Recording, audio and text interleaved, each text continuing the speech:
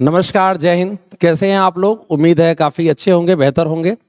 आज हम लोग जैसा कि कल हम लोगों को मालूम है कि कल पेपर हुआ इलाहाबाद हाई कोर्ट का ग्रुप सी का।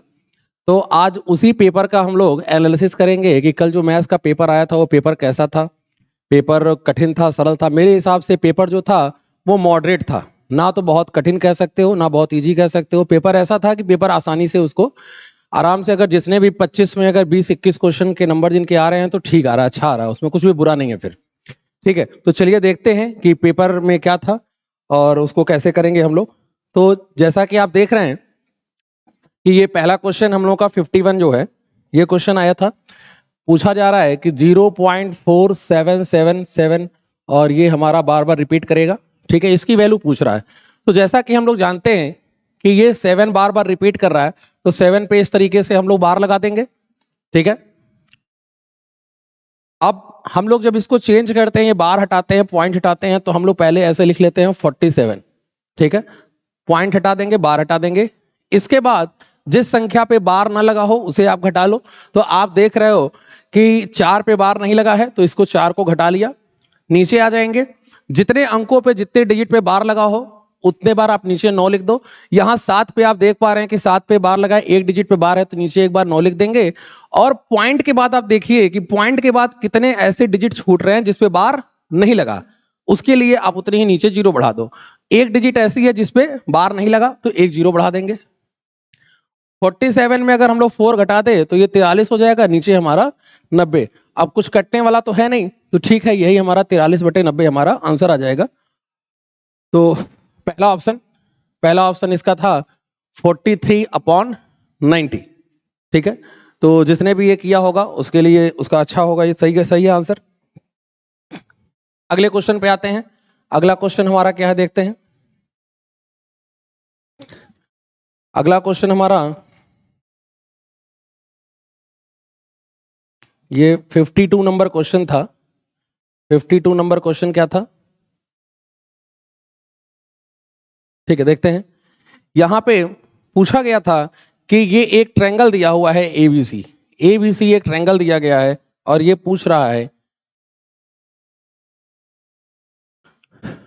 ठीक है, तो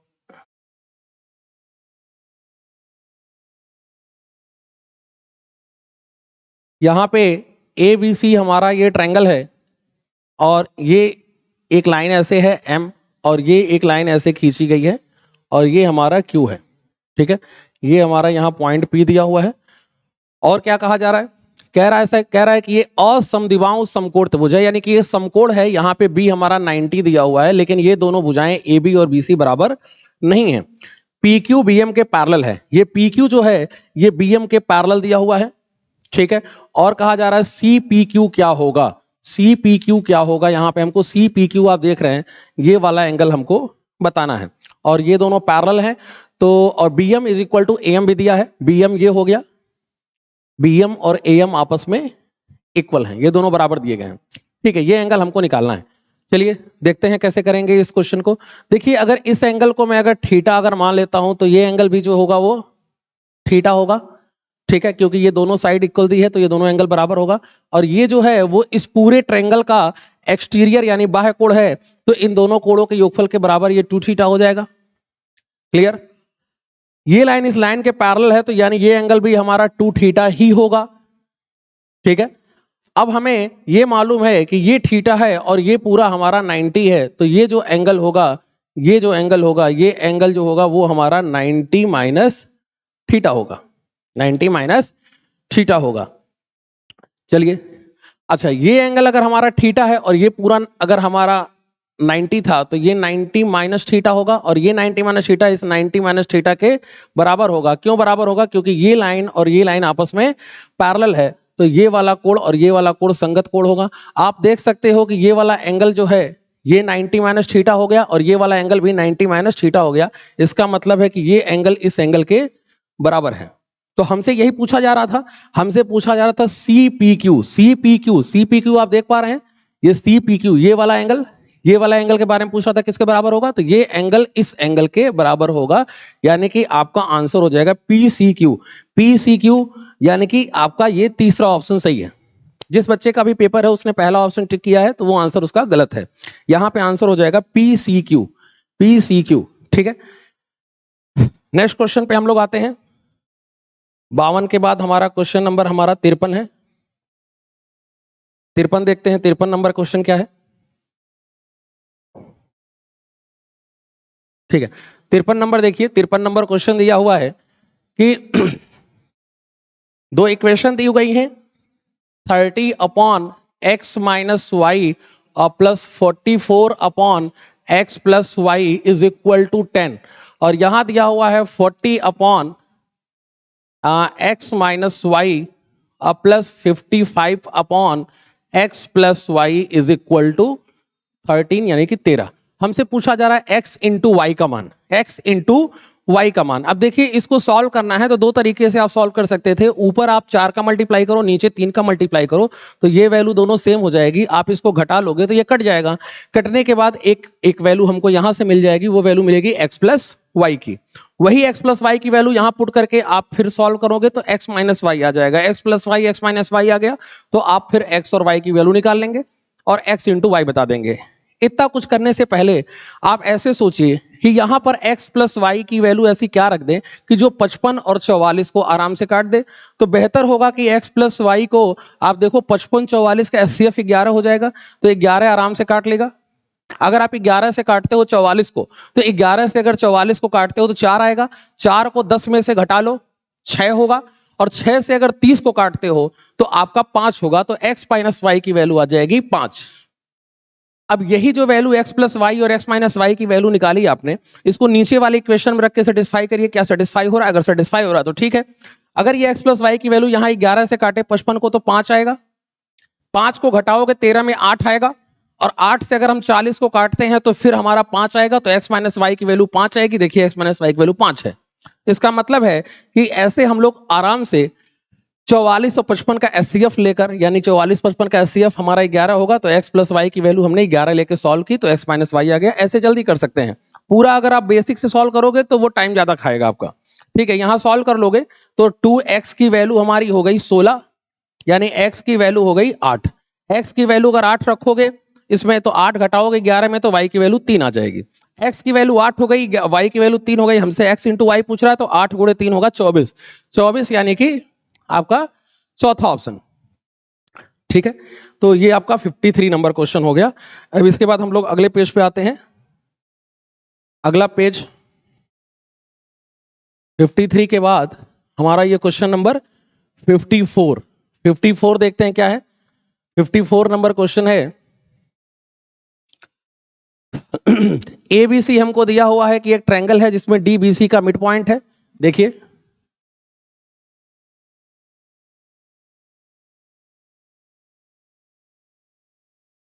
ABC हमारा एक ट्रायंगल है, यहां पे कोई पॉइंट D है और यहां पे पॉइंट हमारा E है। ऐसा हमको ट्रायंगल दिया गया है। कहा जा रहा है कि DBC का मिड पॉइंट है। ये D जो है ये इस BC का मिड पॉइंट है, और AD का मिड पॉइंट E है। E जो है वो मिड पॉइंट है पूरे AD का। और क्या कहा जा रहा है? हमसे पूछा जा रहा है कि इनमें से क्या रिलेशन होगा। देखिए हम लोग जानते हैं कि जब भी किसी ट्रायंगल में, कैसा भी ट्रायंगल हो, अगर उसके सिर से सामने वाली भुजा के मध्य बिंदु को मिलाते हो तो ट्रायंगल दो बराबर एरिया में डिवाइड होगा। तो इसका मतलब है कि आप केवल इस वाले ट्रायंगल को देखो। इस वाले ट्रायंगल में ई मिड पॉइंट है तो इसका एरिया और इसका एरिया आपस में बराबर होगा। तो ये एरिया 1, ये एरिया 1। पूरे ट्रायंगल को देखो, पूरे ट्रायंगल में आप देखोगे तो ये मिड पॉइंट को मिलाया है, तो यानी कि इधर का ट्रायंगल और इधर के ट्रायंगल का एरिया भी आपस में बराबर होगा। क्योंकि जब भी किसी ट्रायंगल में आप भुजा के मध्य बिंदु को मिलाते हैं तो ये माध्यिका होती है, और माध्यिका त्रिभुज को एरिया वाइज दो भागों में बांटती है। क्यों बांटती है? क्योंकि हम लोग फॉर्मूला जानते हैं कि एरिया का formula half half 20 base into height होता है, यानी 1/2 आधार गुणे ऊंचाई। तो 1/2 तो किसी भी त्रिभुज का एरिया निकालोगे आएगा। आधार दोनों का बराबर हो गया क्योंकि ये मिड पॉइंट है, और ऊंचाई जो लोगे तो ये ऊंचाई जो होगी, ये ऊंचाई इस त्रिभुज की भी होगी और इस त्रिभुज की भी होगी, तो ऊंचाई भी कॉमन हो गई। तो इसलिए जब भी आप मिड पॉइंट और मिलाओगे तो मिड पॉइंट को मिलाने पे ये दोनों एरिया बराबर होगा। ये भी मिड पॉइंट को मिलाया है तो इधर का एरिया इधर का एरिया बराबर होगा। तो अगर इस ट्रायंगल का एरिया देखें तो 1 और 1 2 है, तो इस ट्रायंगल का एरिया भी पूरा 2 होगा। यानी पूरे ट्रायंगल की अगर बात करूं तो पूरे ट्रायंगल का एरिया कितना हो गया? 4 हो गया। अब ऑप्शन को देखते हैं। पहला ऑप्शन क्या कह रहा है? त्रिभुज ABC का क्षेत्रफल BED के क्षेत्रफल का 4 गुना है। त्रिभुज ABC का जो क्षेत्रफल है यही त्रिभुज ABC है हमारा। BED ये इस त्रिभुज के क्षेत्रफल का 4 गुना, बिल्कुल सही बात है। 1 का 4 गुना 4 है, यानी इसका मतलब है कि ये A सही है। अगला देखिए, ADC त्रिभुज BED का 2 गुना है। ADC ये है, ये ADC जो है वो कह रहा है कि BED का दुगना, BED का डबल। आप देख सकते हो कि इस BED का डबल होगा, ये बिल्कुल है डबल। आप देखो ये 1 है, ये 2 है, तो इसका मतलब है B भी सही है। तीसरा क्या है, ADC का क्षेत्रफल BED के क्षेत्रफल का 4 गुना है। ADC का क्षेत्रफल, आप देखो ADC का जो क्षेत्रफल है वो BED का 4 गुना, तो नहीं हो सकता, गलत है, क्योंकि अभी हम लोगों ने ऊपर किया है वो 4 गुना, सॉरी 2 गुना होगा, 4 गुना तो हो नहीं सकता, गलत है ये। और ये वाला भी गलत है, क्योंकि ऊपर आपने देखा है आपने 4 गुना किया है, तो नीचे 2 गुना बोल रहे हो, भी गलत। यानी आपका A सही है और B सही है, बाकी C D गलत है। ऑप्शन को देखते हैं, ऑप्शन कैसा है। ऑप्शन कह रहा है कि ये वाला चौथा जाएगा, केवल A और B सही है, केवल A और B सही है, तो यानी कि हमारा चौथा ऑप्शन बिल्कुल सही है, बाकी सारे ऑप्शन गलत हैं। इस बच्चे ने यहां पर A टिक किया है, जिसने भी किया है वो गलत है। ये कह रहा है कि दूसरा ऑप्शन केवल है, जबकि वो गलत है। यहां पे चौथा ऑप्शन जाएगा। ठीक है, अगले क्वेश्चन पे आते हैं। अगला क्वेश्चन देखिए क्या है। अगला क्वेश्चन हमारा 55 है। ये आप देखिए साधारण जांच का क्वेश्चन आया हुआ है, सिंपल इंटरेस्ट का क्वेश्चन है।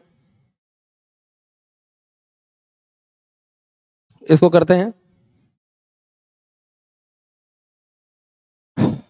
ठीक है, देखिए क्या है क्वेश्चन। साधारण ब्याज की दर से कोई धनराशि 5 वर्ष में इतनी हो जाती है, यानी 5 साल का मिश्र धन आपको दिया है, अमाउंट दिया हुआ है 1350 रुपए। ठीक है, जैसा कि हम लोग जानते हैं अमाउंट में मूलधन होता है और साथ में ब्याज होता है, तो इसमें ब्याज 5 वर्ष का होगा और ये टोटल वैल्यू हमें दी है 1350 रुपए। 8 वर्ष का, यानी कि 8 वर्ष का मिश्रधन दिया हुआ है, उसमें मूलधन होगा साथ में ब्याज होगा 8 वर्ष का, और ये टोटल हमको दिया हुआ है 1620 रुपए। पूछा जा रहा है वो धनराशि क्या होगी, वो प्रिंसिपल क्या होगा। चलिए इसको अगर हम लोग घटाते हैं तो ये मूलधन से मूलधन की वैल्यू कट जाएगी। 8 साल के ब्याज में से 5 साल का ब्याज घटाओगे 3 साल का ब्याज आएगा, और इसमें से अगर इसको अगर हम लोग घटा लेते हैं तो 12 में 5 गया 7 और 5 में 2 गया 3, 2 हो गया 270, तो 3 साल का ब्याज हमारा 270 आ गया। अगर मैं यहाँ से 1 साल का ब्याज निकालूं तो 3 का भाग दूंगा तो 1 साल का ब्याज 90। यहाँ 5 साल के ब्याज की बात हो रही है, तो अगर मैं 5 साल का ब्याज निकालूं तो 90 गुणे 5 करोगे 450 रुपए, तो 5 साल का ब्याज 450 हुआ। इसमें अगर 5 साल का ब्याज अगर 450 रुपए है तो 1350 में अगर आप 450 घटाते हो तो आपका मूलधन आ जाएगा 900 रुपए। तो मूलधन की वैल्यू ही पूछी जा रही है, तो 900 रुपए हो जाएगा, यानी कि ये चौथा ऑप्शन।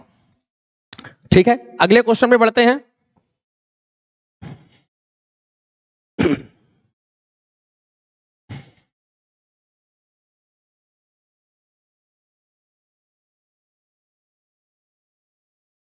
ये पेज, हाँ एक सेकंड, ये 55 था ना, 55 के बाद हमारा आना चाहिए 56। ये 56 नंबर ये पेज, ठीक है, ये 56 नंबर क्वेश्चन है। ठीक है, 56 नंबर क्वेश्चन क्या कह रहा है, देखिए 56 नंबर क्वेश्चन क्या है। 56 नंबर क्वेश्चन कहा जा रहा है कि चार पासकों को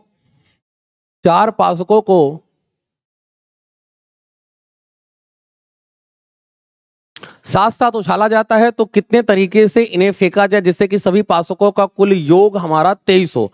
ठीक है, 4 पासे हैं, उनको कितनी तरीके से हम उछालें उनका योग हमारा 23 हो जाए। तो आप समझ सकते हैं अगर 4 पासे हैं, 1 2 3 और 4, इनका टोटल योग हमें बनाना है 23। तो 23 अगर हमको योग बनाना है, ठीक है, 23 हमको योग बनाना है तो कैसे हो सकता है।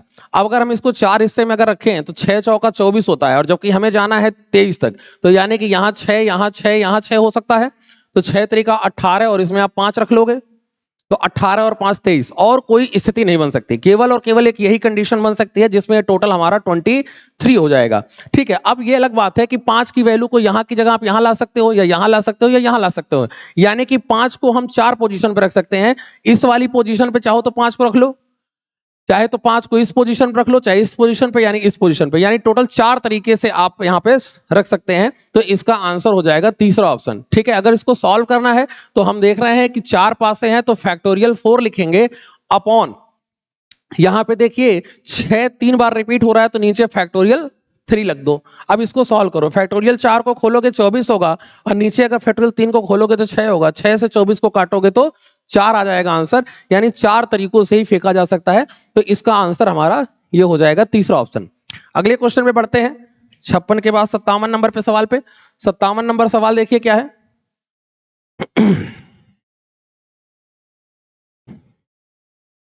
57 नंबर सवाल करते हैं।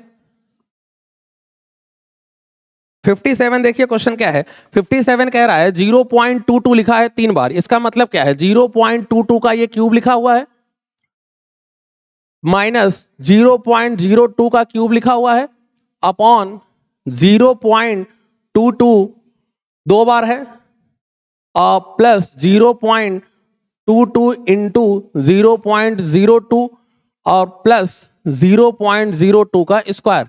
तो आप देख सकते हैं ये फॉर्मूला बन रहा है, ऊपर हमारा है ए क्यूब माइनस बी क्यूब, तो ए क्यूब माइनस बी क्यूब का जब आप भी फॉर्मूला खोलेगे तो एक ब्रैकेट में आएगा ए माइनस बी और दूसरे ब्रैकेट में वही सारी चीजें आएंगी जो नीचे लिखी हुई हैं। ए क्यूब माइनस बी क्यूब का फॉर्मूला आप खोलते हो तो एक ब्रैकेट में ए माइनस बी आता है, दूसरे ब्रैकेट में a square plus b square plus a b आता है, तो आपका नीचे वही सेम चीज लिखी है तो ये इससे कट जाएगा। तो आपके पास केवल और केवल इतना बचेगा, 0.22 में 0.2 घटाओगे तो 0.02 घटाते हैं तो ये आ जाएगा 0.20। देखिए आंसर 0.20 होना चाहिए, 0.20। ठीक है, यानी कि तीसरा ऑप्शन जाएगा, तीसरा बिल्कुल सही है। अगले क्वेश्चन पे आते हैं, 57 के बाद क्वेश्चन नंबर हमारा 58। देखिए 58 नंबर सवाल क्या है।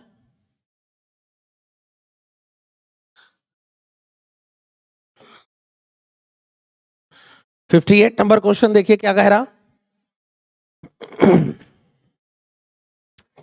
58 नंबर क्वेश्चन है a plus 1 upon b is equal to 1, b plus 1 upon c is equal to 1 और हमसे पूछा जा रहा है a b c की वैल्यू बताइए क्या होगा।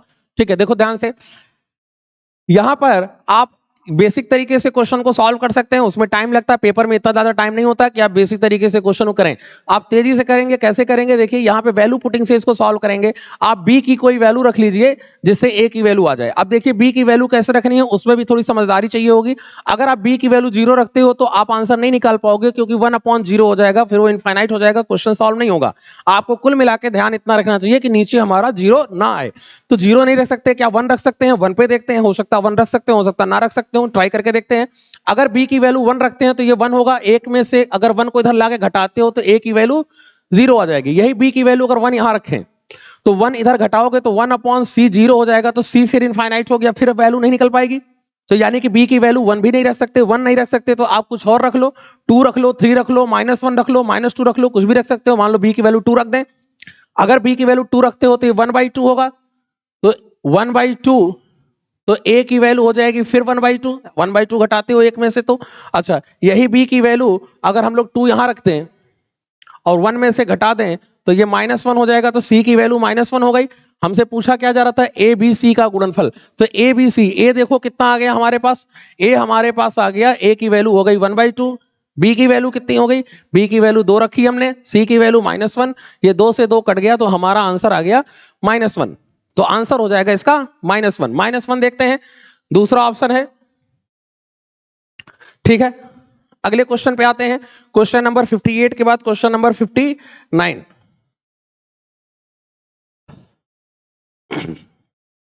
ठीक है, 59 देखते हैं। 59 क्वेश्चन क्या है।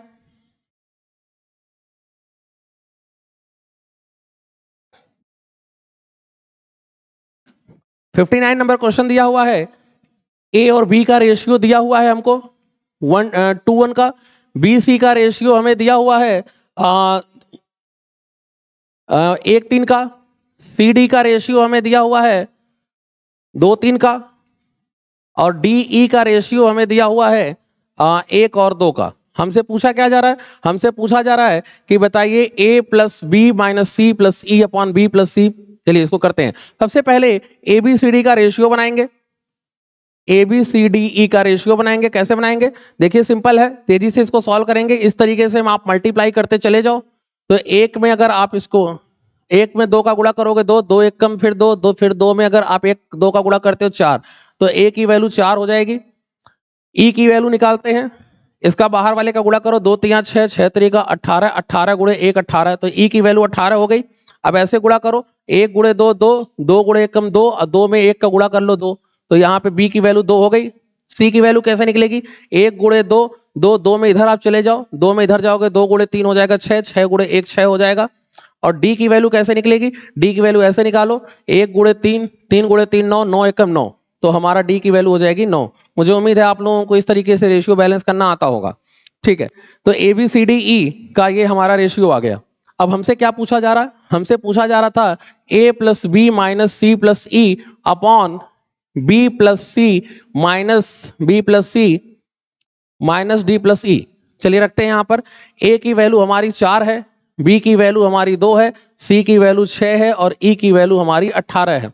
यहां रख दो, B की वैल्यू हमारी 2 आ रही है, C की वैल्यू 6 है, D की वैल्यू 9 है और E की वैल्यू 18 है। इसको सॉल्व करते हैं, 4 2 6 से 6 कट गया, ऊपर आया 18। नीचे देखते हैं, ये 6 2 8 घटेगा 9 में -1 अगर इसको घटा देंगे 18 में से तो 17, तो हमारा आंसर आ गया 18/17। 18/17 आंसर चेक करिए, 18/17 यानी कि आपका ए ऑप्शन आ जाएगा, पहला ऑप्शन। ठीक है, आगे बढ़ते हैं अगले क्वेश्चन पे। 59 के बाद हमारा क्वेश्चन नंबर 60 अगले पेज पे होगा।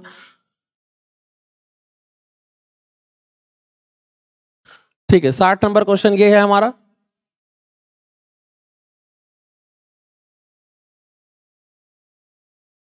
साठ नंबर क्वेश्चन क्या कह रहा है? दो संख्याओं का लघुत्तम समापवर्तक 495 है। एलसीएम आपको दिया हुआ है 495 और आपसे कहा जा रहा है कि उनका जो एचसीएफ है वो एचसीएफ हमारा 5 है। तो दो संख्याओं का अंतर, अच्छा अंतर भी दिया हुआ है, अंतर हमें कितना दिया हुआ है? अंतर हमें दिया हुआ है उन संख्याओं का 10। तो कह रहा है भाई दोनों संख्याएं क्या है? इसको सॉल्व कर सकते हैं या नहीं सॉल्व करना चाहते हैं बाई ऑप्शन कर सकते हो। दोनों संख्याओं का अंतर हमें 10 कह रहा है, संख्याओं का अंतर 10। क्या 40 और 55 में 10 का अंतर होगा? नहीं होगा, बिल्कुल नहीं होगा। 45 55 में 10 का अंतर है, ठीक है। 40 50 में अंतर 10 का है, वो भी ठीक है। 45 50 में अंतर 10 का नहीं है, तो ये भी गलत है। बचे दो ऑप्शन। अब इन दो ऑप्शन में अंतर 10 का बन रहा है, लेकिन उसने कहा है कि एचसीएफ भी तो 5 होना चाहिए। भाई अगर आप 40 और 50 का एचसीएफ लोगे तो 40 और 50 का एचसीएफ तो 10 हो जाएगा। हमें एचसीएफ 5 चाहिए, तो यानी तीसरा ऑप्शन भी गलत है, यानी दूसरा ऑप्शन बिल्कुल सही है। तो ऐसे आप बाई ऑप्शन जल्दी कर सकते थे, सॉल्व करोगे थोड़ा सा समय लगेगा। एचसीएफ 5 है तो हम कहेंगे पहली संख्या 5 ही होगी, दूसरी संख्या 5 भी होगी, 5 दोनों में कॉमन होगा। अगर 5A और 5B का एलसीएम अगर आप लेते हो तो वो एलसीएम होगा 5AB, और वो 5AB 495 के बराबर है। तो यहां से AB की वैल्यू हम लोगों ने निकाली 99। ठीक है, अंतर कह रहा है तो 5A और 5B का अंतर लोगे तो 5 कॉमन हो जाएगा और वो अंतर 10 के बराबर है, तो A माइनस बी हमारा हो गया 2। अब इन दोनों की हेल्प से आप AB की वैल्यू निकालोगे तो 11 और 9 में ब्रेक हो रहा है। 11 और 9 का मल्टीप्लाई 99 और 11 में से आप 9 घटा लोगे तो 2 आ जाएगा। AB की वैल्यू हमारी 11 और 9 आ गई। यही AB की वैल्यू 11 9 इसको यहां पे रख दो। 5A और 5B संख्याएं थी हमारी, 11 गुणे 5 करोगे 55 आएगा और 5 गुणे 9 करोगे तो 45, यानी संख्या हो जाएगी हमारी 55 और 45। 55 45 हमारा आंसर। इससे अच्छा है ऑप्शन से करिए, जल्दी हो जाता। अगले क्वेश्चन पे आते हैं। 60 के बाद क्वेश्चन नंबर हमारा 61 है।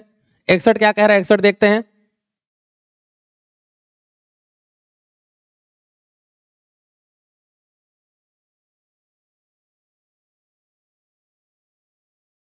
सिक्सटी वन नंबर क्वेश्चन देखते हैं क्या कह रहा है।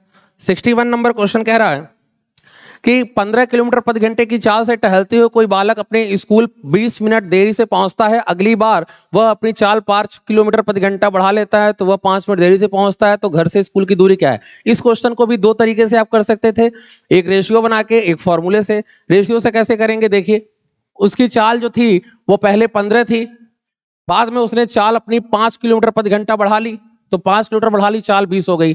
चाल बढ़ाने से दूरी पे कोई इफेक्ट तो पड़ेगा नहीं, घर से स्कूल की दूरी तो वही रहेगी, डिस्टेंस कांस्टेंट है। तो रेशियो 3 4 का, टाइम में रेशियो हमारा 4 और 3 का, टाइम में डिफरेंस हमको 1 का दिख रहा है। अब यहाँ देखिए, पहले उसको 20 मिनट लेट हो रहा था, अब 5 मिनट लेट हो रहा है। 20 मिनट और 5 मिनट लेट में अंतर 15 मिनट का, तो 1 बराबर आप लिखोगे 15 मिनट। एक की वैल्यू 15 मिनट, एक की वैल्यू 15 मिनट, यहाँ 4 की वैल्यू आप निकाल लोगे, 4 की वैल्यू हमारी 60 मिनट हो जाएगी, 60 मिनट का मतलब 1 घंटा। तो यानी यहाँ का समय हमने 1 घंटा निकाल लिया। अगर वो 15 की चाल से 1 घंटा चलता है तो 15 किलोमीटर की दूरी होगी, दूरी पूछी जा रही थी उसके स्कूल की दूरी, तो 15 किलोमीटर देखिए चौथा ऑप्शन। ठीक है, अगर आप इस तरीके से नहीं करते हैं क्वेश्चन को तो आप क्वेश्चन को करेंगे फॉर्मूले से। फॉर्मूला हमारा क्या है, देखिए फॉर्मूला दूरी का होता है S1 into S2 upon S1 difference to S2 bracket में T1 प्लस माइनस T2। इस फॉर्मूले को अप्लाई करो। दो चालें दी गई हैं, एक चाल 15 है, दूसरी 5 बढ़ा ली तो चाल 20 हो गई। ठीक है, दोनों चालों का अंतर 5 का है, और यहां देख सकते हैं 20 मिनट देरी 5 मिनट देरी में 15 मिनट का अंतर, तो यहां 15 मिनट का अंतर, 15 मिनट को घंटे में बदल दिया तो 60 का भाग कर लिया। इसको सॉल्व कर लीजिए, 20 से काटोगे 60 को 3 बार में, और 5 गुणे 3 ये 15 कट गया, तो हमारे पास दूरी बच गई 15 किलोमीटर की। तो आप इस तरीके से फॉर्मूले से कर सकते हैं। ठीक है, तो डी ऑप्शन आ जाएगा, चौथा आ जाएगा। अगले क्वेश्चन पे आते हैं, 62 नंबर। देखिए ये सारे सवाल जो हैं वो प्रैक्टिस सीट जो आपकी एसएससी जीडी की चल रही है उसमें भी कराए जाते हैं, लेकिन आप लोग उस चीजों को ध्यान नहीं देते हो। कई बार बच्चे ऐसा सोचते हैं कि हमारा पेपर तो बहुत इजी आएगा, हमारे पेपर में तो ऐसी चीजें नहीं आएंगी। ऐसा कुछ नहीं बच्चा, देख सकते हो कि पेपर ये भी जो है ग्रुप सी का था, कोई एसएससी सीजीएल मेंस का पेपर नहीं था, लेकिन पेपर तभी ठीक आया था, अच्छा पेपर था। ऐसा नहीं कह सकते कि बहुत पेपर इजी था। अगर आप बहुत 2 गुणे 2 सीखने के चक्कर में हो तो उससे आपका कभी भला नहीं होने वाला है। ठीक है, तो चलिए देखते हैं क्वेश्चन नंबर 62 क्या है। 3 पासकों को एक साथ फेंका जाता है तो कितने तरीके से फेंका जाएगा, उनका कुल योग 15। अभी देखिए एक सवाल किया, इसके पहले वही सवाल फिर आ गया, वहां 4 पासे थे, यहां पे 3 पासे हैं। अब 3 पासे हैं, इनका योग वो बना रहा है कितना, 15। अब 15 बनाना है तो आप सोचो कैसे कैसे 15 बन सकता है। 15 बनाना है तो आप अगर सोचिए कि अगर हम पहले पासे में अगर 1 आए तो क्या इन दोनों को मिला के 15 हो सकता है, नहीं हो सकता, क्योंकि 15 में 1 घटाओगे 14 होगा, तो 7 7 तो आ नहीं सकता, क्योंकि पासे पे 6 से ज्यादा कोई डिजिट होती नहीं है। अगर आप 2 लेते हो तो 2 लेने पे भी आपका 13 बनेगा, फिर 13 में भी आप अगर 6 और 7 करोगे तो एक पे 6 आएगा, दूसरे पे 7 नहीं आ सकता, तो 2 भी नहीं हो पाएगा, 3 हो सकता है। 3 ले लेंगे तो बचेगा 12, 12 में आप 6 6 ला सकते हो, ये बिल्कुल हो सकता है, 6 6 12 3 15। ठीक है, 4 ला सकते हैं, 4 अगर लाते हो तो बचा आपके पास 11, 11 में एक पे 5 लाओ, एक पे 6 लाओ, तब भी 15 हो जाएगा, या तीनों पे 5 5 लाया जा सकता है। और कोई सिचुएशन नहीं बनेगी जहां से वो 15 आएगा। अब ये 3 तरीके से बने। अब यहां देखिए 3 की पोजीशन अलग अलग हो सकती है, 3 हो सकता है पहले बॉक्स में हो, या दूसरे में हो, या तीसरे में हो। ऐसे ही 4 5 6 की भी पोजीशन इन आपस में चेंज हो सकती है, 4 हो सकता है यहां हो, 5 इधर हो सकता है, 6 इधर हो सकता है, 6 इधर भी हो सकता है, कहीं भी हो सकता है। ठीक है, तो ऐसी कितनी स्थितियां बनेंगी, तो देखो उसका तरीका क्या है इसको निकालने का। यहां पर आप देखिए पासे 3 है तो आप फैक्टोरियल 3 लिख लो, और आप देखिए रिपीटिशन कितने अंकों का है, 2 अंकों का रिपीटिशन है तो फैक्टोरियल 2 का भाग कर दो। ऊपर सॉल्व होगा तो 6 आएगा, नीचे 2, तो यहां कितना आ गया, 3 आ गया। ऐसे ही इसको करेंगे। अब यहां देखिए 3 तरह के पासे हैं तो फैक्टोरियल 3 लिखेंगे, कहीं कोई रिपीटिशन नहीं है, रिपीटिशन नहीं तो ऐसे छोड़ दो और इसको सॉल्व कर लो, तो ये हो जाएगा 6। फैक्टोरियल 3 को ओपन करेंगे 6। ऐसे ही इसको करिए, तो इसमें देखिए 3 पासे हैं तो फैक्टोरियल 3 कर लिया। रिपीटिशन कितने का है, तीनों पासों का रिपीटिशन हो रहा है तो फैक्टोरियल 3 का भाग दो। यहां 2 पासों का रिपीटिशन था तो फैक्टोरियल 2 का भाग किया था, यहां 3 पासों का रिपीटिशन है तो फैक्टोरियल 3 का, फैक्टोरियल 3 से 3 कट जाएगा, यहां 1 आएगा, इनको जोड़ लो, 3 6 9 1 10, तो हमारा आंसर होगा 10। 10 देखिए दूसरा ऑप्शन। ठीक है, अगले क्वेश्चन पे आते हैं, 62 के बाद क्वेश्चन नंबर 63।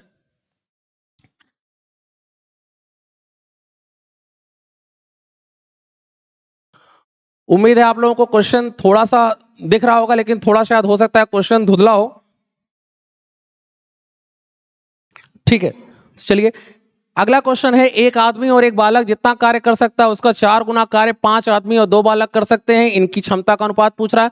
तो देखिए एक आदमी और एक बालक जितना काम कर सकता है उस काम का 4 गुना, काम का 4 गुना कह रहा है 5 आदमी करते हैं और 2 बालक करते हैं, 5 आदमी करते हैं और 2 बालक करते हैं। ठीक है, इन्हीं का रेशियो पूछ रहा है, आदमी और बालक का सॉल्व कर लो, बहुत इजी सा क्वेश्चन है। तो ये 4 मैन होगा और यहाँ 4 बालक होंगे, यहाँ 5 मैन है और यहाँ पे 2 बालक है। ठीक है, ये 4 मैन को इसमें से घटा लो तो मैं 1 मैन बचेगा, और ये इधर जाके घटेगा 2 बालक। तो देखिए यहां से रेशियो हमारा आ गया 2:1 का, 2 और 1 की क्षमता का अनुपात 2:1 देखते हैं। तीसरा ऑप्शन बिल्कुल सही है। अगले क्वेश्चन पे आइए, क्वेश्चन नंबर 64 क्या है, 64 देखते हैं क्वेश्चन।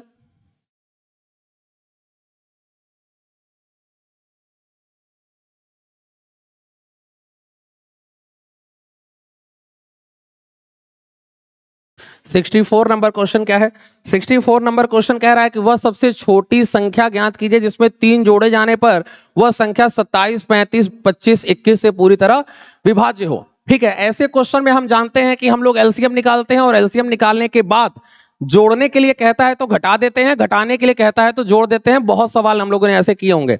ठीक है, तो इसका मतलब यहां जोड़ने के लिए कह रहा है तो जो भी आंसर आया होगा उसमें घटाया गया होगा, तो घटाया गया होगा बाई ऑप्शन ट्राई करते हैं। घटाया गया होगा तो फिर से 3 वापस जोड़ो, 3 वापस जोड़ने पे दी गई संख्याओं से संख्या कटनी चाहिए। अगर आप 3 जोड़ते हो तो आप देखिए, अब 3 जोड़ने पे जो भी संख्या आनी चाहिए उसके लास्ट में या तो 5 आना चाहिए या तो 0 आना चाहिए। क्यों भाई ऐसा होना चाहिए?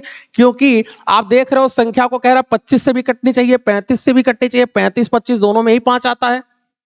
अब 5 से कोई संख्या तभी कटेगी जब अंतिम में या तो 5 आएगा या तो 0 आएगा। तो ऑप्शन को देखना है कौन सा ऑप्शन है जिसमें 3 जोड़ने पे अंतिम में 5 या 0 आ रहा है। तो इसमें 3 जोड़ने पे तो 8 3 11 होगा, यहां नहीं आएगा। इसका मतलब ये तो गलत हुआ। अगर 2 में 3 जोड़ोगे 5 आ जाएगा, ये ठीक लग रहा है हमको।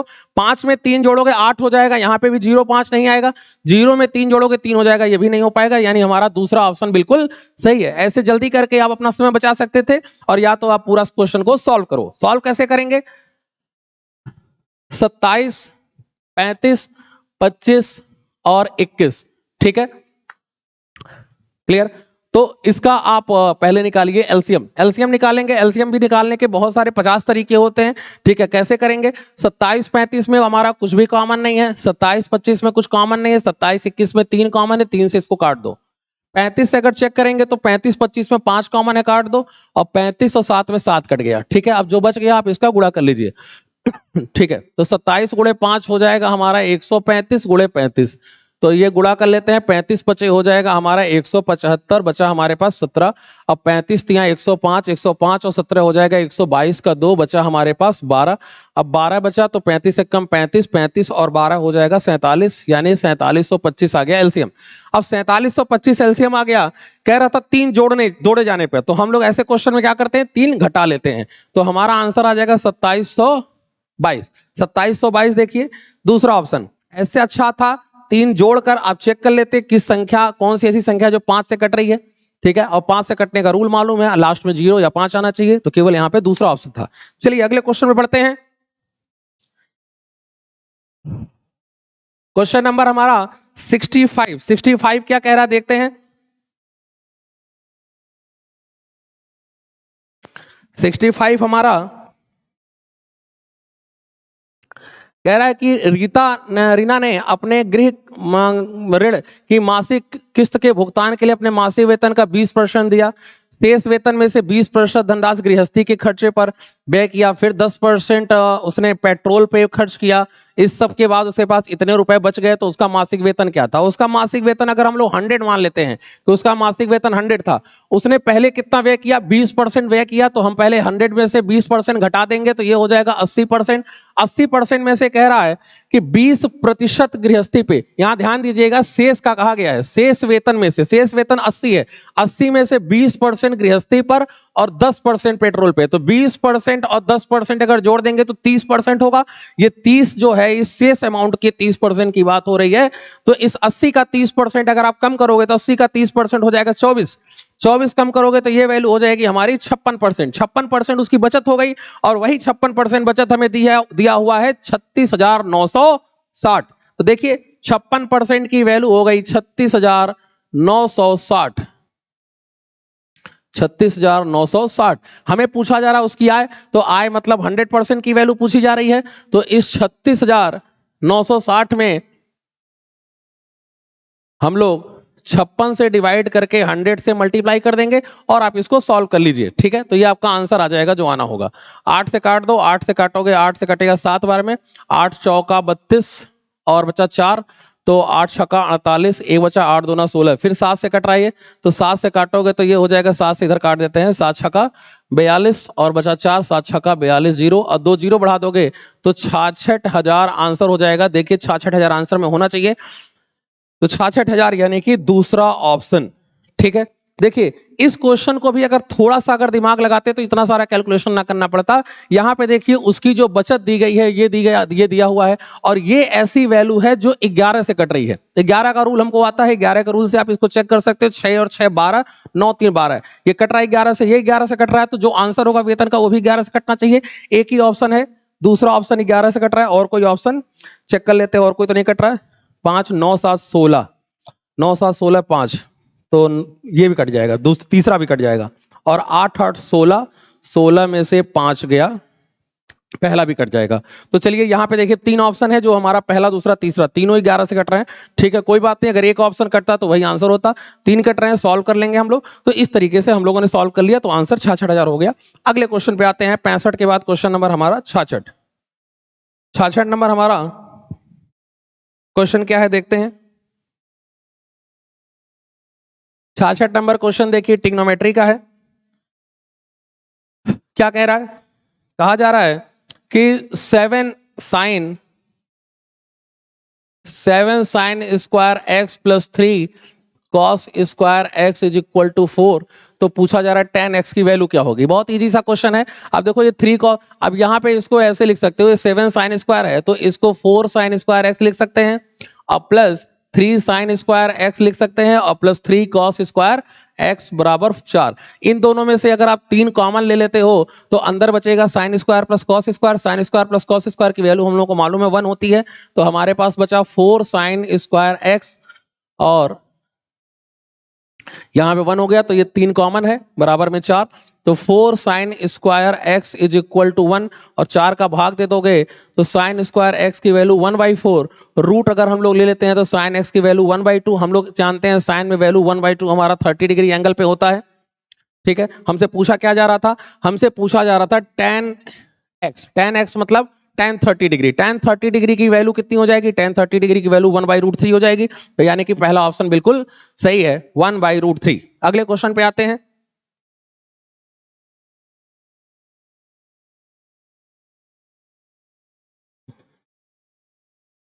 अगले क्वेश्चन पे आओ। अगला क्वेश्चन हमारा 66 के बाद क्वेश्चन नंबर हमारा 67 है। 67 नंबर हमारा क्वेश्चन क्या है, 67 नंबर क्वेश्चन कहा जा रहा है, 2 बसें एक समान गति से विपरीत दिशाओं में जा रही हैं, प्रत्येक बस की लंबाई 40 मीटर है और 3 सेकंड में दोनों बसें एक दूसरे के सामने से गुजरती हैं, प्रत्येक बस की चाल। अब देखिए 2 बसें हैं, एक दूसरे के सामने से गुजरती हैं, दोनों की लंबाई हमको दिया हुआ है 40 मीटर, 3 सेकंड में गुजरती हैं।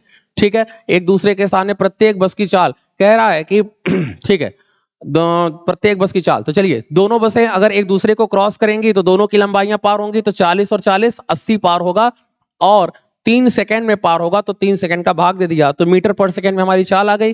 किलोमीटर प्रति घंटे में चेंज करना है तो 18/5 का गुणा कर देंगे, 3 से 18 काट दिया 6, 5 से इधर काट दिया 16, 16 गुणे 6 करोगे तो 96।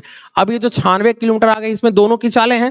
ठीक है, और हमसे कह रहा दोनों की जो गति है वो समान है, तो 96 में दोनों की चालें हैं, तो 96 में अगर अलग अलग दोनों की चालें निकालोगे तो 48 48 हो जाएगा, तो 48 देखिए आंसर हमारा, तीसरा ऑप्शन 48 बिल्कुल सही है। अगले क्वेश्चन पे आइए 68 पर।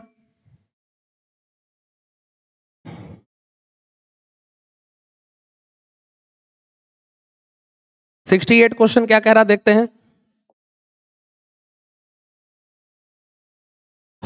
68 नंबर क्वेश्चन कहा जा रहा है कि ए और बी क्रमशः 2400 और 3600 रुपए का निवेश कर कोई व्यवसाय शुरू करते हैं। व्यवसाय के आरंभ होने के चौथे माह के अंत में x रुपए का निवेश कर सी व्यवसाय में शामिल हो गया। व्यवसाय आरंभ होने के 8 माह बाद बी 600 रुपया निकाल लेता है। यदि 22,500 के वार्षिक लाभ में सी का शेयर दिया हुआ है तो बताइए सी द्वारा निवेश की गई रकम क्या थी। तो चलिए करते हैं इसको। देखिए ए का इन्वेस्टमेंट हमें दिया है 2400, 2400 को 24 लिख लो। बी का इन्वेस्टमेंट हमें दिया है 3600, 3600 को 36 लिख लो। और सी का इन्वेस्टमेंट x रुपए का दिया है, वो हमें मालूम नहीं है, वो निकालना है। ठीक है, आरंभ के चौथे माह बाद वो आया था और पूरा हमें वार्षिक लाभ यानी 12 महीने की बात हो रही है, तो 12 महीने का मतलब है 4 महीने बाद आया था, तो इसका 8 महीना, ठीक है। और निवेश कर व्यवसाय में शामिल हो गया आरंभ होने के 8 माह बाद। 8 माह बाद सी ने 600 निकाल लिया, 8 महीने बाद सी ने कितना निकाल लिया, 600। तो इसका 36 में 6 अगर कम कर दोगे तो आप 30 हो जाएगा। और ए ने तो पैसा ना तो बढ़ाया ना घटाया, नहीं, ए का पूरा 12 महीना रहेगा, इसका अगर 8 महीना हो गया तो 4 महीना रहेगा। इसको सॉल्व कर लेते हैं, ठीक है। ए का इन्वेस्टमेंट 24 है 12 महीने के लिए, बी का 36 8 महीने के लिए, 6 कम कर लेगा 30 बचेगा, 12 महीने में 8 महीने हो गए 4 महीने, और इसके x रुपए 8 महीने, क्योंकि 4 महीने बाद आया था। इसको सॉल्व करो, 12 गुणे आपका 24 हो जाएगा, 288 हो जाएगा, ठीक है। और इसको अगर सॉल्व कर लेंगे 36 गुणे 8, 36 गुणे 8 भी हमारा 288 ही होगा, ठीक है। प्लस 30 गुणे 4 करोगे तो 120 हो जाएगा। यहां पर अब सी का तो आप देख ही रहे हो, सी का 8x। यहां पर आप ए और बी की वैल्यू को जोड़ दीजिए। ए और बी की वैल्यू अगर हम लोग जोड़ देंगे तो देखो जोड़ देने से क्या हो जाएगा, यहां से 288 288 और 120, हम बी और ए और बी को जोड़ रहे हैं, तो 8 8 16 का 6 हासिल 1, 8 8 16 16 17 18 19 और 2 2 4 6, तो ये हो जाएगा हमारा 696। 8 8 16 1 बचा, 8 8 16 18 19 1 बचा, 2 2 4 1 5 6, 696। ये 696 जो इन्वेस्टमेंट है पूरा ए प्लस बी का है, और नीचे सी का इन्वेस्टमेंट ए टैक्स रख लीजिए। अच्छा, ए प्लस बी का, अब यहां देखिए वार्षिक लाभ में से हमें दिया हुआ है कि सी का शेयर 8000 है। अच्छा, सी का शेयर अगर 8000 है, सी का शेयर अगर 8000 है, तो मैं पूछूं कि ए बी का शेयर क्या होगा भाई, तो आप 22500 में से 8000 घटा लोगे, तो 22500 में से अगर हम लोग 8000 अगर घटा लेते हैं, तो 8000 अगर घटा लोगे तो 13500 हो जाएगा, 13500, ठीक है, सही है। नहीं गलत है क्या, 14 8 22 होगा ना, 14 500 होगा।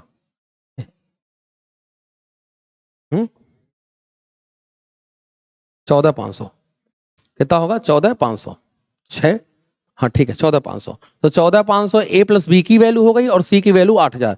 तो आप इसी को रख के सॉल्व कर लो, यहाँ पे ए प्लस बी का 14500 हो जाएगा और सी की वैल्यू कितनी हो जाएगी, 8000, ठीक है।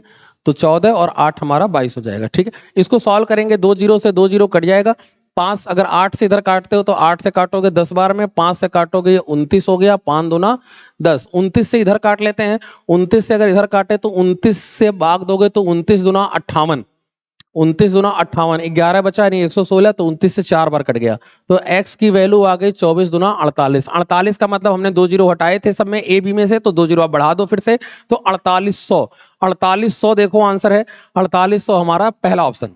तो सी का इन्वेस्टमेंट 4800 आ गया। अगले क्वेश्चन पे आते हैं, 68 के बाद 69 नंबर क्वेश्चन। 69 नंबर क्वेश्चन देखते हैं। 69 नंबर क्वेश्चन क्या है,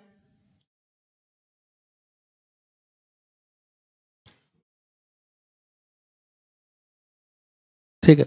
69 नंबर क्वेश्चन क्या है देखते हैं।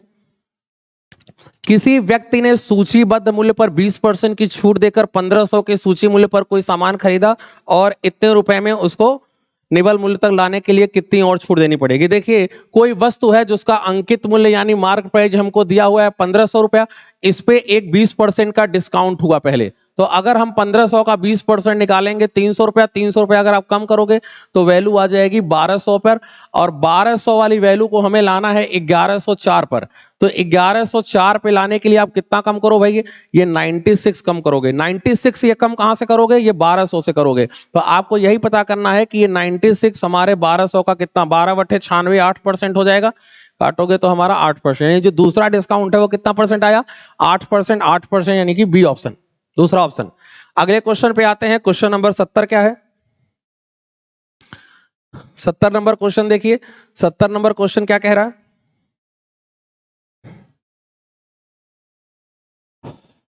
70 नंबर क्वेश्चन है कोई व्यक्ति किसी वस्तु की 10% कीमत बढ़ाता है और फिर उस पर 15% की छूट देता है, वास्तविक छूट क्या है, वास्तविक कीमत पर वस्तु कितनी छूट दी गई, ठीक है। देखिए कोई वस्तु है जिसका अंकित मूल्य 100 है, पहले 10% उस कीमत को बढ़ा देता है, 10% अगर कीमत बढ़ा देगा तो 100 वाली कीमत 110 पे आ जाएगी, और फिर उस पर 15% की एक छूट दी गई, तो 15% हम इसका कम कर दें 110 का, 110 का 15%, 10% 11, 5% हमारा 5.5, यानी 16.5 रुपया कम कर देंगे।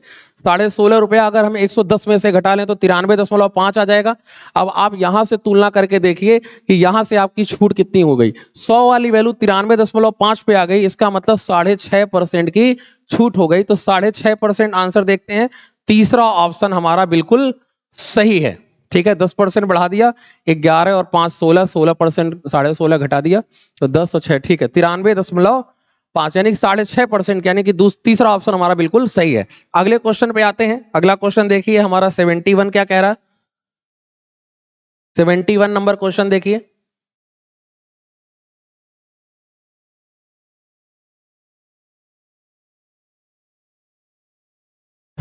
सेवेंटी वन नंबर क्वेश्चन है कि 3 अनुक्रमिक विषम संख्याएं हैं और 3 अनुक्रमिक सम संख्याएं हैं। सबसे छोटी सम संख्या सबसे बड़ी विषम संख्या से 9 अधिक है। यदि दी गई सभी 3 विषम संख्याओं का औसत का वर्ग दी गई 3 सम संख्याओं के औसत के वर्ग से 507 कम है तो सबसे छोटी विषम संख्या ज्ञात करनी है हमको। चलिए देखिए, 3 सम संख्याएं हैं और 3 विषम संख्याएं। ठीक है, ये ए बी सी हमने ले ली और यहां पे डी ई एफ ले लिया।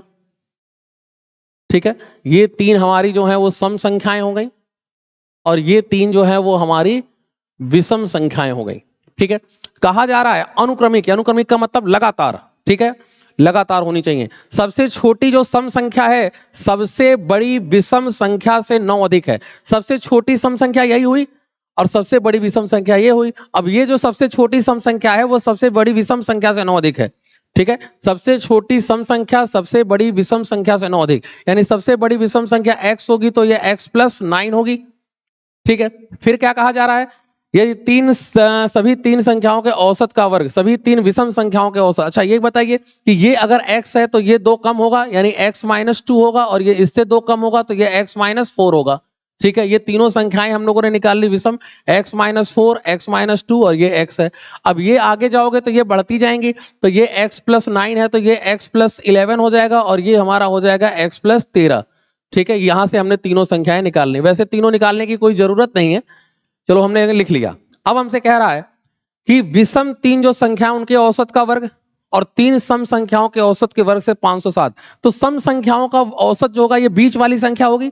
जब भी संख्याएं समांतर श्रेणी में होती हैं, बराबर अंतर पे होती है, तो बीच की संख्या ही औसत होती है। यहाँ बीच की संख्या हमारी x प्लस 1 है, x प्लस 11 है तो यही औसत हो गया। इसके वर्ग से इसका जो वर्ग होगा, यहां भी बीच की संख्या वर्ग होगी, औसत होगी, तो इसके वर्ग से कितना अंतर बोल रहा है, 507 का अंतर बोल रहा है। 507 कम है। सबसे छोटी विषम संख्या हमको ज्ञात करनी है यानी कि x माइनस 4 ज्ञात करनी है। x आ जाएगा तो x माइनस 4 आ जाएगा। इसको अगर हम लोग सॉल्व करें तो आप इसको a प्लस बी और a माइनस बी में ब्रेक कर सकते हो या पूरा पूरा आप चाहो तो दोनों तरफ होल स्क्वायर खोल लो, आपकी इच्छा। अगर हम लोग होल स्क्वायर खोल दे तो x square plus 121 plus 22x हो जाएगा और यहां खोलोगे तो एक्स स्क्वायर माइनस 4 और माइनस का प्लस 4x हो जाएगा बराबर में 507। ठीक है, बराबर में आपका 507। ठीक है, तो ये एक्स स्क्वायर से एक्स स्क्वायर कैंसिल हो गया, 22 और ये 4 हो जाएगा 26x। 26x की वैल्यू आप देख लीजिए कितना हो रहा है हमारा, 121 में 4 गया तो हमारा 117 हो गया। 117 अगर घटा ले 507 में से तो 390 हो जाएगा। 13 से काटोगे 2 बार में कटेगा, 13 या 39, तो x की वैल्यू हो गई 15। x की वैल्यू 15 आ गई। सबसे छोटी विषम संख्या ने x प्लस 4 पूछ रहा है तो 15 में अगर 4 घटाते हो तो वो 11 आ जाएगा। तो 11 यानी कि ये हमारा दूसरा ऑप्शन हो जाएगा। ठीक है, अगले क्वेश्चन पे आते हैं हम लोग, क्वेश्चन नंबर 72। 72 देखिए क्या है।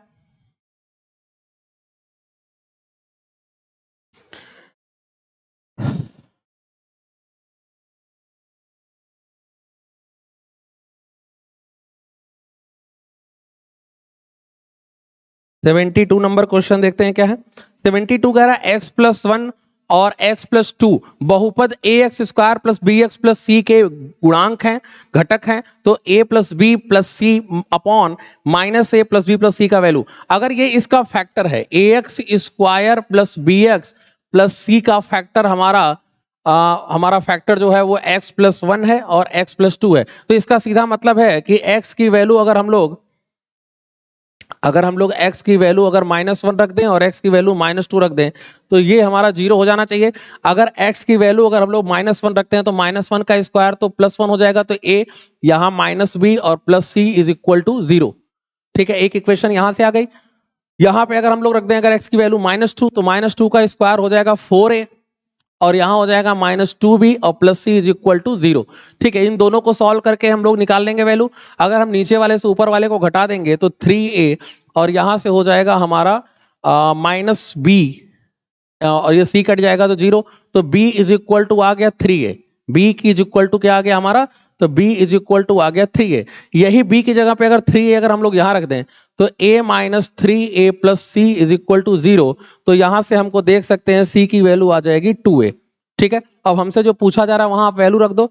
तो यहां पूछ रहा है a प्लस बी प्लस सी, तो a की वैल्यू तो a ही रहने देंगे, b की वैल्यू हम लोग रख देंगे 3a और c की वैल्यू हम लोग रख देंगे 2a। ठीक है, यहां नीचे रख दो तो -a प्लस 3a और प्लस 2a। तो ऊपर हमने देखा तो 3 2 5 1 6a हुआ और नीचे हमारा हो जाएगा 5 में से 1 गया 4a। a से a कट जाएगा, 6 और 4 को काटते हो तो आंसर हो जाएगा 3/2। 3/2 देखिए, 3/2 हमारा चौथा ऑप्शन। ठीक है, अगले क्वेश्चन पे आते हैं 72 के बाद 73 पे। 73 नंबर क्वेश्चन क्या कह रहा है?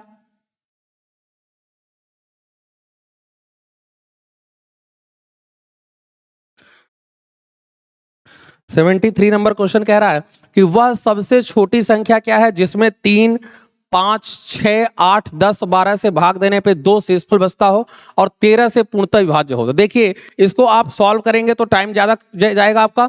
आप ऑप्शन से करिए, 13 से पूर्णतः विभाज्य है। देखते हैं कौन सा ऑप्शन 13 से कट रहा है। अगर मैं पहले ऑप्शन 722 को अगर काटूं 13 से तो 13 पचे 65 और 7 बचा तो 13 पचे 65 7 72 नहीं कटेगा 13 से। ठीक है, दूसरे ऑप्शन को देखा जाए 13 से 91 और 5 बच गया 51 हुआ, 51 भी 13 से नहीं कटेगा। दूसरे ऑप्शन को अगला ऑप्शन देखा जाएगा, तीसरा ऑप्शन 13 से 91 और बचा 5 52 13 चौको 52 ये कट गया। और चौथा ऑप्शन देख लीजिए 13 छक्का 78 6 बचा 62 नहीं कटेगा। तो इसका ऑप्शन बी तीसरा ऑप्शन यानी कि 962 बिल्कुल सही ऑप्शन है, ये 13 से कट रहा है। आप सॉल्व करेंगे टाइम ज्यादा खराब होगा। अगले क्वेश्चन पे आते हैं। अगला क्वेश्चन हमारा जो है वो 74 नंबर क्वेश्चन है। तो 74 नंबर क्वेश्चन क्या कह रहा है देखते हैं हम लोग। ठीक है, 74 नंबर क्वेश्चन देखते हैं। 74 नंबर क्वेश्चन है x to the power 1/3 plus y to the power 1/3 और इज इक्वल टू z की पावर 1/3। अलजेब्रा में हम लोगों ने ये क्वेश्चन बहुत बार किया होगा। इसका आंसर जो होगा वो 0 होगा। जिन बच्चों ने किया है इनको सबको आंसर इसका रटा होगा। आप होल क्यूब कर दो, a प्लस बी का होल क्यूब करोगे तो ये a cube plus B cube plus 3ab करोगे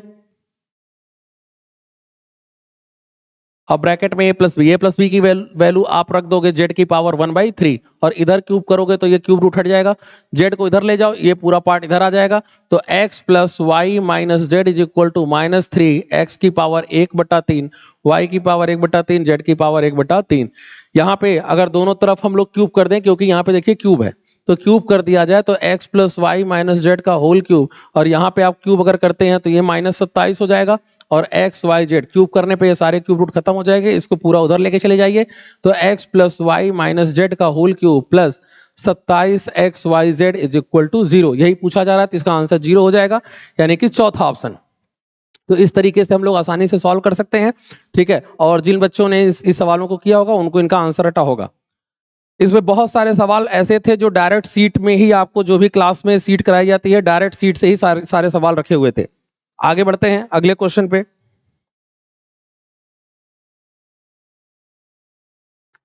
अगला क्वेश्चन हमारा लास्ट क्वेश्चन है 75 नंबर क्वेश्चन हम लोग देखते हैं क्या है।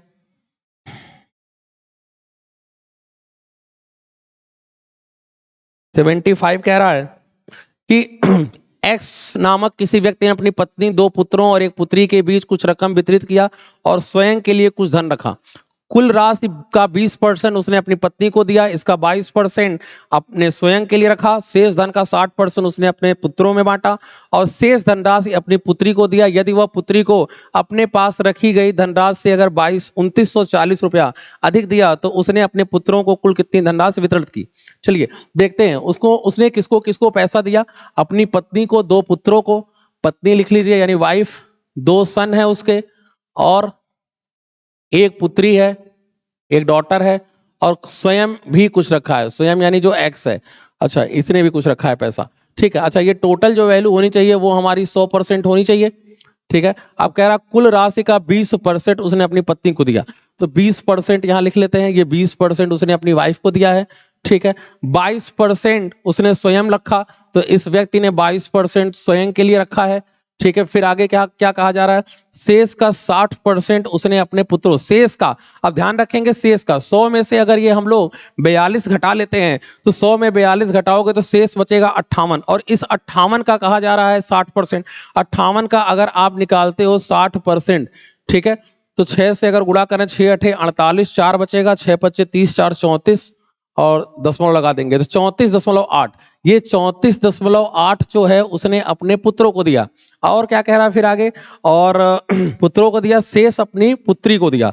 अब शेष मतलब क्या, आपके पास तो 58 था, 58 में 34.8 आपने दे दिया, तो आपके पास बचा कितना, 58 में से 34.8 अगर हम लोग घटा दें तो ये हो जाएगा हमारा 23.2, 23.2, तो 23.2 जो है इसने अपनी पुत्री को दिया, ठीक है।